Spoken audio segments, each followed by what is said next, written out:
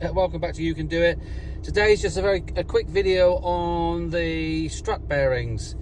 So I've had a problem with this for a while, and actually it's gone for the MOT, and they failed it on. Well, I need to replace the strut bearings, the strut caps at the top. So for those of you who don't know what that is, basically you've got your spring on your strut, and then you've got like a cap and bearing at the top.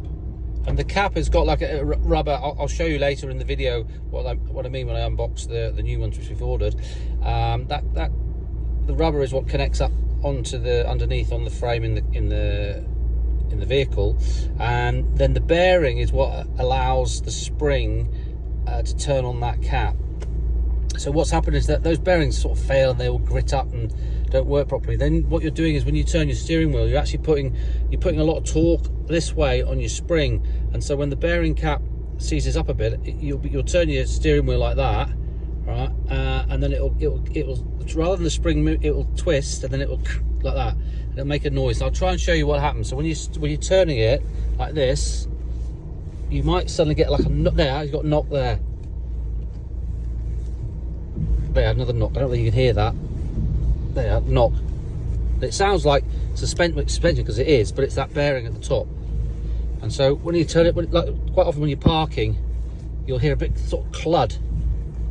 Now there's also, you can get the clud because it's down the bottom with your bushes and things, but definitely if you get it, once you've sorted those out, then it's usually your bearing caps up here.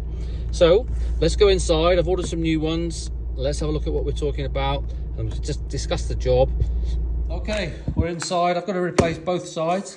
So buy yourself a reputable brand. I've got Febby here, which do really good stuff. So that's your top, and that's your bearing. All right. So basically, this is a rubber. The strut goes over the top. This goes over the top of your strut and spring like that. This sits up into the body. So this is pressing onto the bodywork here. All right.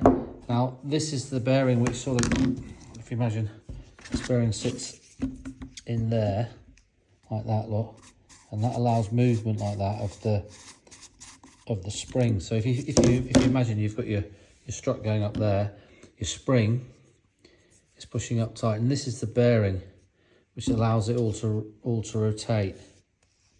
All right. Now if this gets seized up, which is what's happened obviously on mine, and it won't twist, and it just sort of rubs and the whole spring starts swimming. It makes a right racket. So this is what we're going to replace. Okay, so we're going to replace those on both sides. There'll be a video coming out on that. And what special tools you need. The only special, because I'm not by my workshop, I'm going to have to do this. I've had to quickly order this off the internet. I'll put your link up there. But you need, definitely one tool to do this job is your spring compressors. And there's various models out there on the internet. You've got these ones that close up so that it can't come off the spring. It's a bit safer. So they're more like that, but without these safety brackets. Or you can get these and stuff like that. So, they're not that much, they're about €40 or something. So you've got those. These are your spring compressors, which will basically compress your spring so you can then release the tension, and you can take the knot off and change this. So it's the same procedure whether you're changing your bearing and your bearing and your tops, or if you're changing your springs, or if you just put a new actual sort of damper on there, which is the main strut unit. So it doesn't matter which one you're changing, you still need your spring compressors. So I hope this video is a quick video just to give you the solution if you've got a problem when you've done all your bushes, everything's fine, but you're getting this knocking noise when you're turning your steering wheel at slow speeds, and that'll be this bearing here when your bearing caps need replacing. Okay, so the next video will be about that, but I hope this video's been useful. Just remember, subscribe, it really helps the channel. It's got a comment, send me a comment, and just remember the most important bit, you can do it.